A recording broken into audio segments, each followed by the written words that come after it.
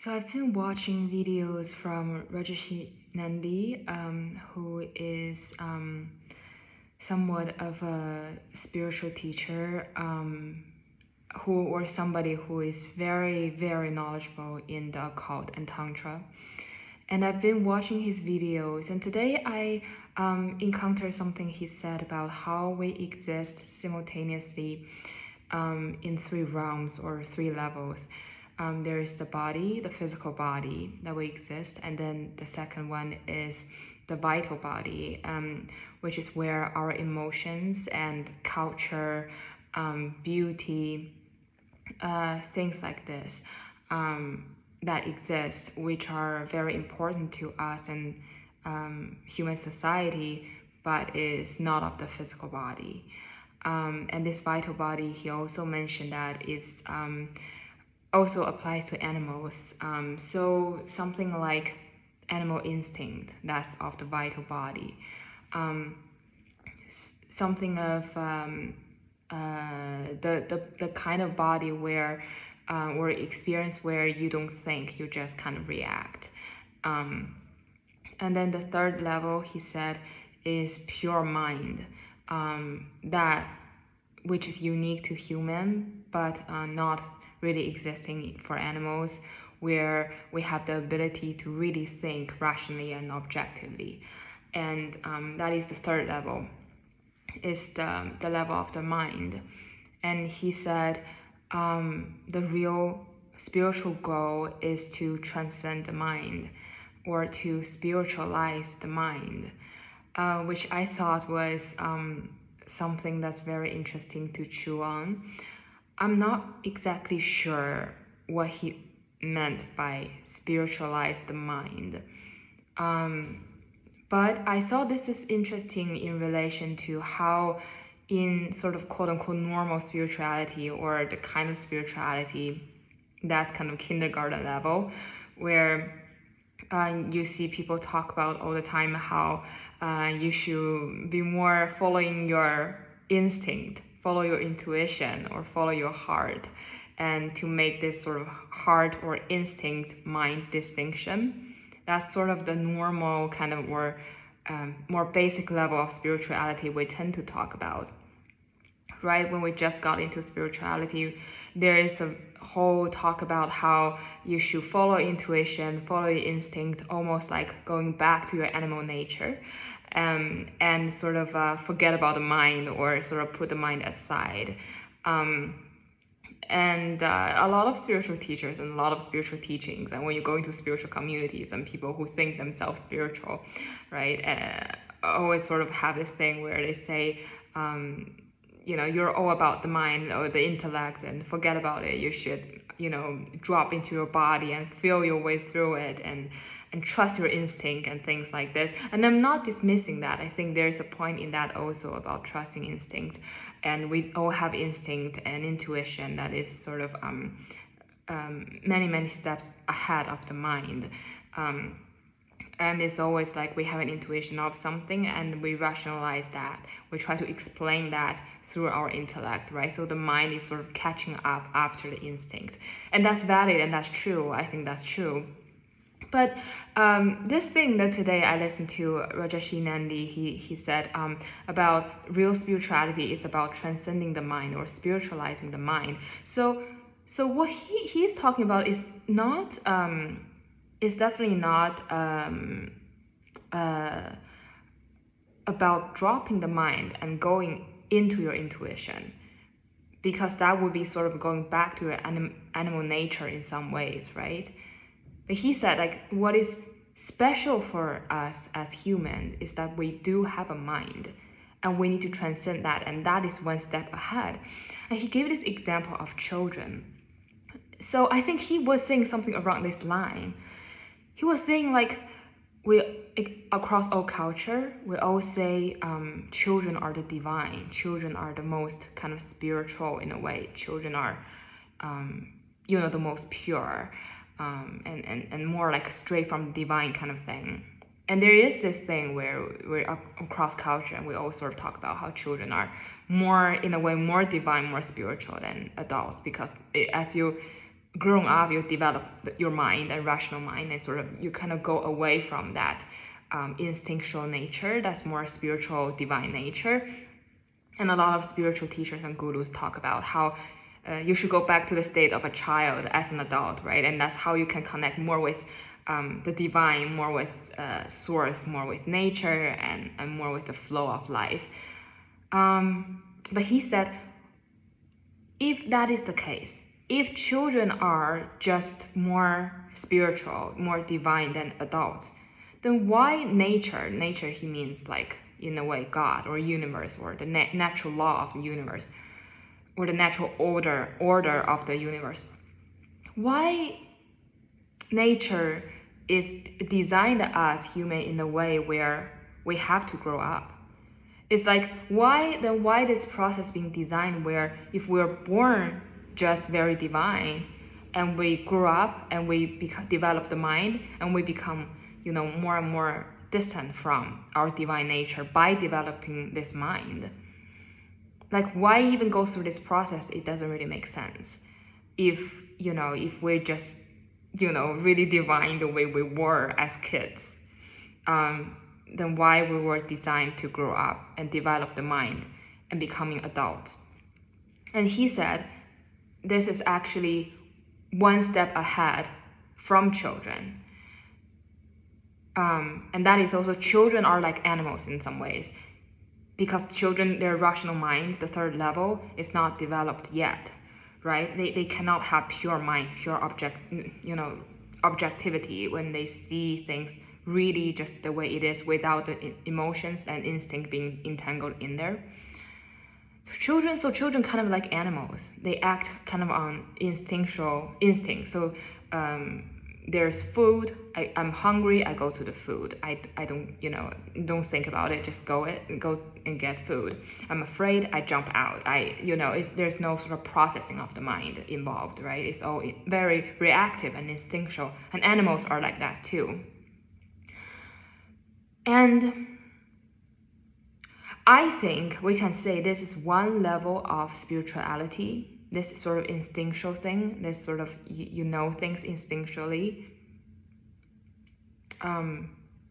But what I sense he was saying is that there is the higher level of spirituality, which is why we are designed to grow up and become adults and develop this rational mind that is particular to human, not to animals, right? Not to anything else, but to human, is this second level of spirituality where we transcend the mind. On the second level, we spiritualize the mind.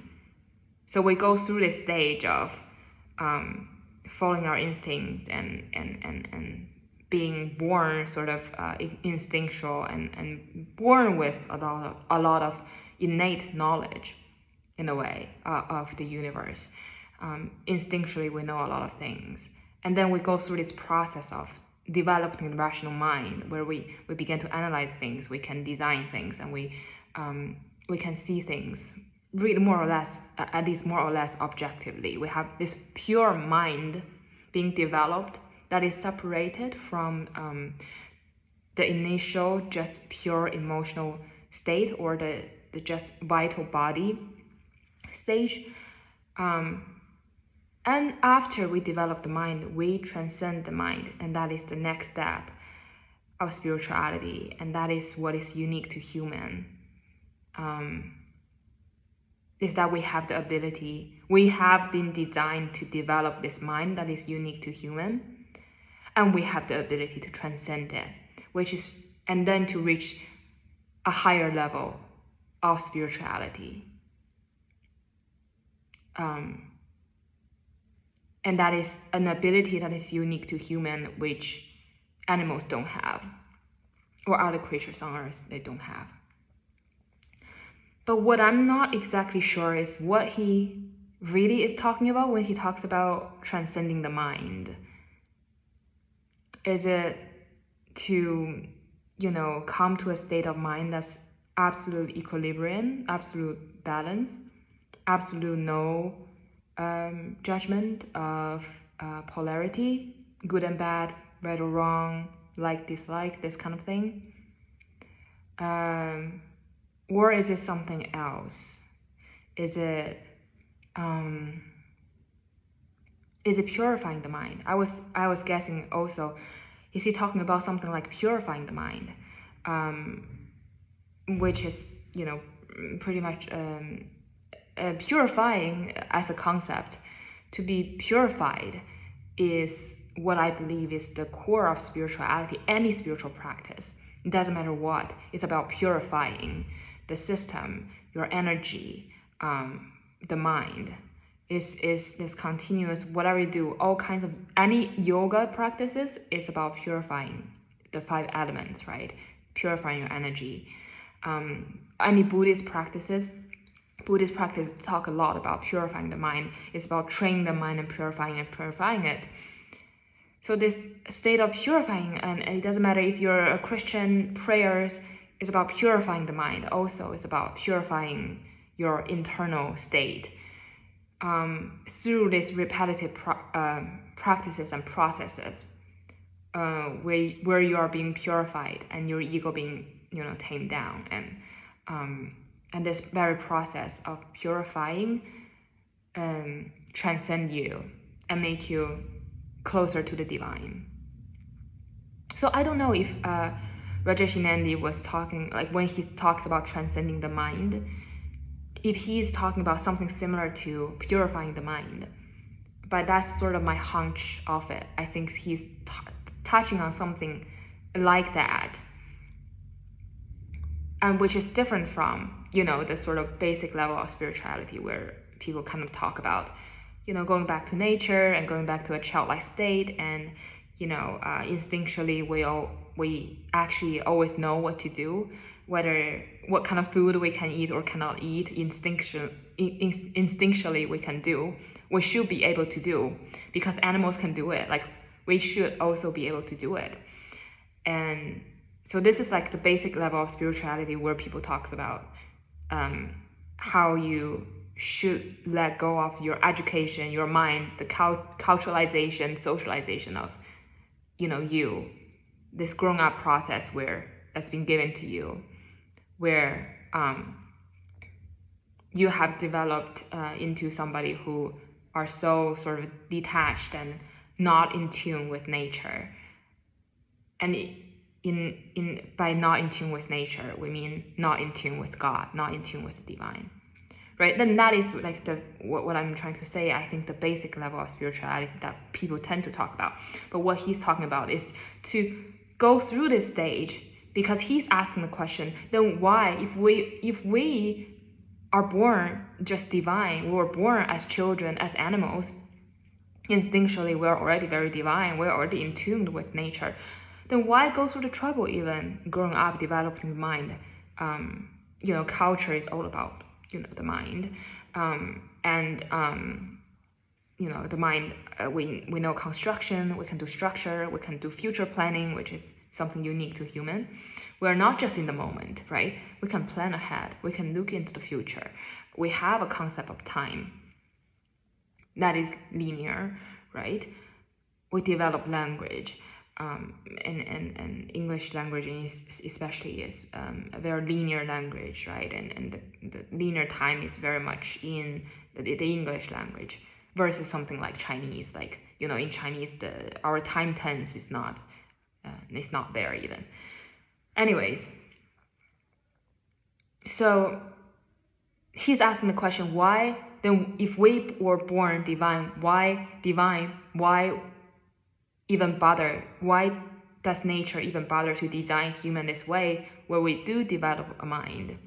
And his answer, he thinks, is that the next step of spirituality, which is unique to human, in particular, is that we can transcend the mind and to reach a higher state of spirituality, which I find very, I find it beautiful. I find it like, you know, I'm so glad that I heard somebody say that. I'm just like, I really like that. You know, I think that really makes sense to me, because I've been thinking about something around the same line. And, you know, if all we need to do is going back to a child state and go back to nature, then why even bother, to develop a mind? Why even bother this process?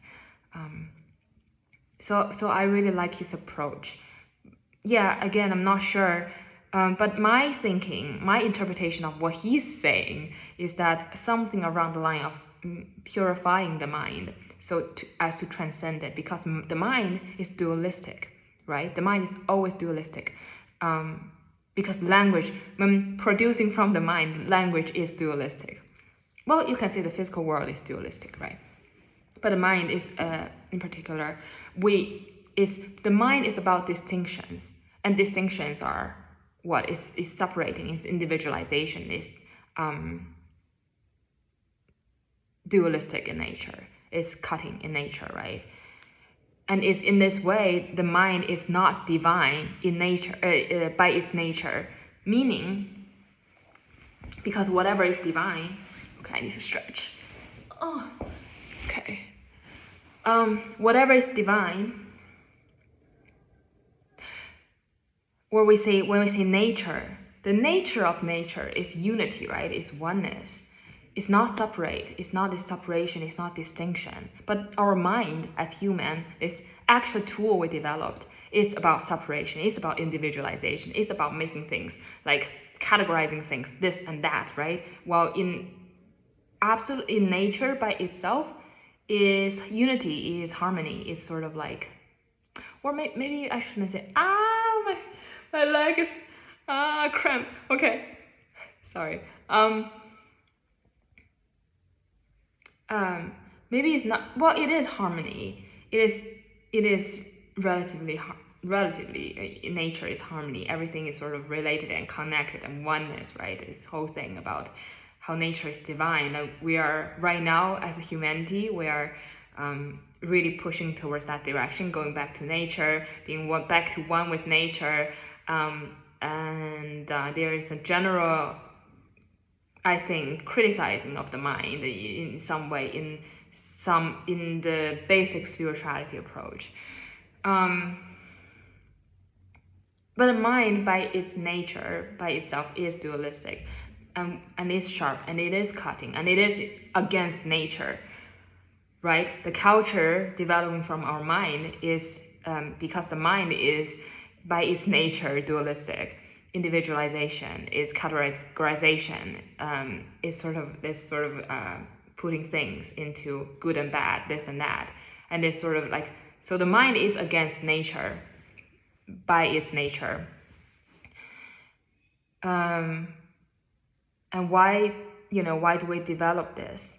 And I think by transcending the mind, he means that to go through the second step of having this, step of developing the mind of distinction, of of individualization, of categorization, of seeing things in a polarity kind of way, which is away from nature, to transcend that again, to reach the next spiritual level. And how do you transcend this again? My answer is purifying. My understanding is to purify your energy, your mind, your being, like your entire being. Like when you're purified in energy, you're purified in thought. I'm going to say this, you're purified in your heart, which sounds really wishy-washy, but really when you're really purified in your heart, so you go through this second stage of transcending the mind through purifying. That's when you reach the next spiritual stage. I'm saying the heart. There is a quote from a Buddhist scripture. I don't know how to say that in English, or in Sanskrit. I only know the Chinese name of it. But there is a quote from the Buddhist scripture. It says, in Chinese, 净极光通达, like, it means like when you are purified to the extreme level, light goes through. When heart is purified to the extreme, light goes through. Light automatically goes through. So, meaning that light, what is that light? Light is this, I think, is the light of divine, is divinity goes through you. When you are purified to the extreme, you're so purified, you're like transparent in a way. You're just like a pure portal, a pure channel, right, for the divine.